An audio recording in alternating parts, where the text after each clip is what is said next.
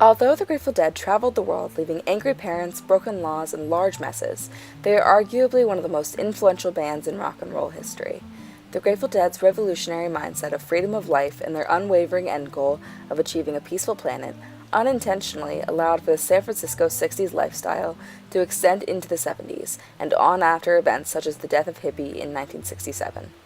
The Grateful Dead provided the sheer factors of freedom, fun, and adventure that eventually came to describe the teenage experience of the time and continues to regarding the modern teenage image. All throughout the 1950s, there had been a level of conflict with communism in Southeast Asia.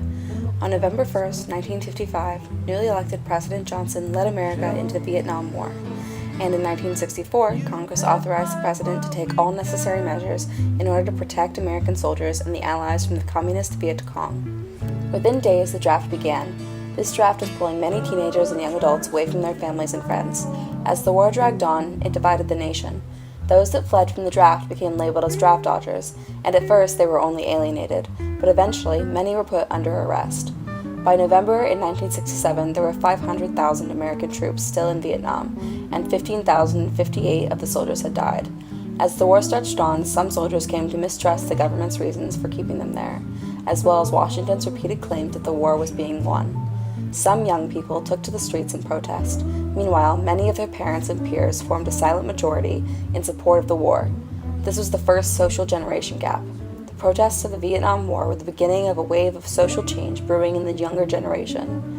These young adults were unhappy with their disposability in society and were looking for an escape from the tumultuous conflict in their everyday lives. To quote Sam Cutler, the band manager from 1970 to 1974, "Until now, people looked to religion for hope, and for the first time, people were looking to music." Soon, many of these teens that had been protesting the war began to reject their country's governmental views in general. These flower children, a new group of counterculture in themselves, began to reject societal standards in every way imaginable. The teens were listening to music with intensity in their lyrics, taking mind expansion drugs such as LSD, creating art, growing their hair long, having premarital sex thanks to the birth control pill, and experimenting in spirituality, all in order to begin seeing the world and its wholeness of experience it had to offer. They became the hippies. This social movement to expand the mind, change the world, and create peace on earth eventually gathered a large following, and many of these young adults settled at the Haight-Ashbury Street in San Francisco, California. Within a year, the Haight-Ashbury was the mecca to which all the young people were migrating to. In no time, human beings were set in the park, there were communal living, free stores, and housing, and there were children in the street with flowers in their hair and LSD in their eyes. Behind the social scene of the hippies was music.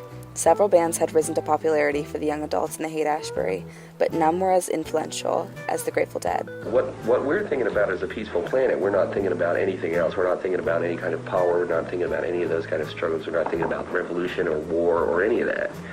That's not what we want. Nobody wants to get hurt. Nobody wants to hurt anybody. We would all like to be able to live an uncluttered life, a simple life, a good life, and think about moving the whole human race ahead a step. On New Year's Eve of 1963 going into 1964, Bob Weir, an aspiring guitarist and the future rhythm guitarist of the Grateful Dead, knocked on the door of Dana Morgan Music where he taught lessons and met Jerry Garcia, the frontman, future lead guitarist, and the heart of the Grateful Dead. Jerry Garcia at the time was a well-known banjo player in Palo Alto, and he played in a jug band with Ron Pigpen McKernan, the Grateful Dead's keyboardist, and several other musicians. That night, Bob Weir and Jerry Garcia jammed together and formed both a platonic and musical bond that would last for decades. By 1965, Garcia and Weir had formed a rock band with Phil Lesh on bass, Bill Kreutzmann on drums, and Pigpen on keys. In July of that year, they made their debut playing at bars and open warehouses under the name The Warlocks. At this point, the band was living communally in a townhouse at 710 Haight-Ashbury Street. One day, it became apparent to the band that there was already a group recording under the name The Warlocks, and so they sat down and thought hard. Jerry Garcia then opened an old dictionary, and the first words he saw were, The Grateful Dead. In 1959, Ken Kesey volunteered to take part in what turned out to be a CIA finance study under the aegis of Project MKUltra, a highly secret military program. This took place at the Menlo Park Veterans Hospital, where he worked as a night aide. The project studied the effect of psychoactive drugs, particularly LSD, psilocybin, mescaline, cocaine, AMT, and DMT, on people. Kesey wrote many detailed accounts of his experiences with these drugs, both during the study and in the years of private experimentation that followed. Kesey's role as a medical guinea pig inspired him to write The One Who Flew Over the Cuckoo's Nest. When Kesey published his second novel, Sometimes a Great Notion, in 1964, it was required that he went to New York. Before they left, Kesey purchased in 1939 an International Harvester school bus, which had been converted to a camper by its previous owner. Kesey turned it into the Rambling Acid Lab on wheels, and the pranksters set to painting it. Early on, they decided it was not going to be a school bus yellow. The bus ended up glowing orange, green, magenta, lavender, chlorine blue, every fluorescent pastel imaginable, in thousands of designs large and small. On their cross-country trip, Kesey, Neil Cassidy, and others in a group of friends decided to nickname the bus Further as they took to their adventure of unsettling America. The success of his books allowed him to move to a log house in La Honda, California, with his friends. Eventually, the group of friends came to call themselves the Merry Pranksters, all having psychedelic prankster names. It was the dawn of the San Francisco hippie era, and the pranksters set the psychedelic scene. It was here that the birth of the acid test occurred. At these acid tests, there was music, blacklights, fluorescent paint, strobe lights, LSD, and other psychedelic effects used to allow the communal trippers a fun time in their acid experience. On December 4th of 1965, the Grateful Dead attended their first acid test, and soon after became their designated house band at the events, which helped cultivate their psychedelic sound for the rest of their career. In an interview I had with Sam Cutler, the Grateful Dead's manager from 1970 to 1974, he explained very clearly the appeal of the Grateful Dead to teenagers. He stated, "Teenagers often already feel like outsiders in society. Sometimes they need an alternative style of living in order to feel understood and accepted. This alternative to the straight way of living was represented in the Grateful Dead." I think a big part of the Grateful Dead is the music Yes. and the concerts, which were so wonderful to go to because they were a safe place. So, yeah. I never felt scared at a Grateful Dead concert or Yeah. worried about any, problems or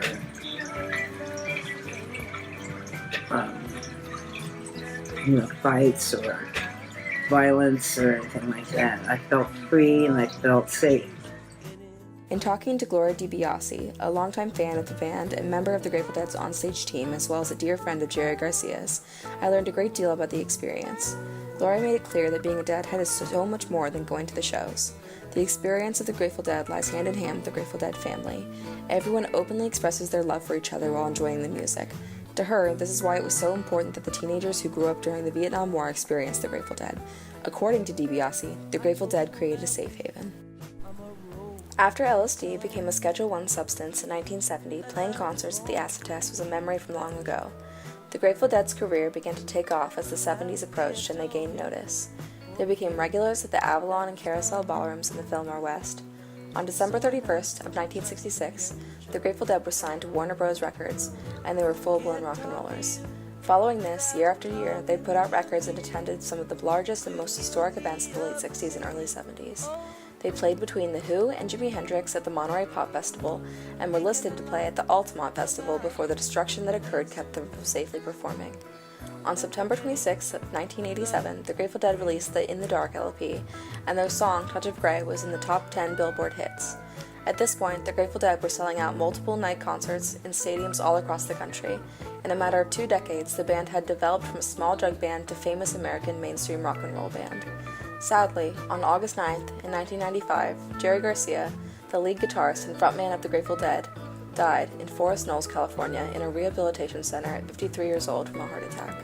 While these teens and young adults used music to compromise with their feelings about the war or the lack of freedom at home, there was a mass compromise occurring within society. Parents and other authoritative members of society were beginning to understand that their children were not ever leaving Deadtour to come home, and that the Grateful Dead wasn't just a phase. The sense of freedom they had gained was now being spread everywhere, and they were never turning their back on their new lifestyle and where it took them. Essentially, it was the first major wave of rebellion in young kids against their parents and society. Teens and young adults wanted fun, freedom, and adventure, and they weren't going to stop searching for it just because their parents and society told them to. The image of the teenager had been born, and the young people had created their own culture, and it wasn't going to be swept aside this time. There was always going to be hippies and deadheads, and they weren't going to be leaving or picking up briefcases anytime soon. After a couple decades, society began to not necessarily accept the deadheads and flower children, but just to blindly accommodate them. In the words of both Gloria Di Biase and Sam Cutler, in the end, no one wants to get hurt, everyone wants to have fun. What joy is there in life? Life is and should be ecstasy.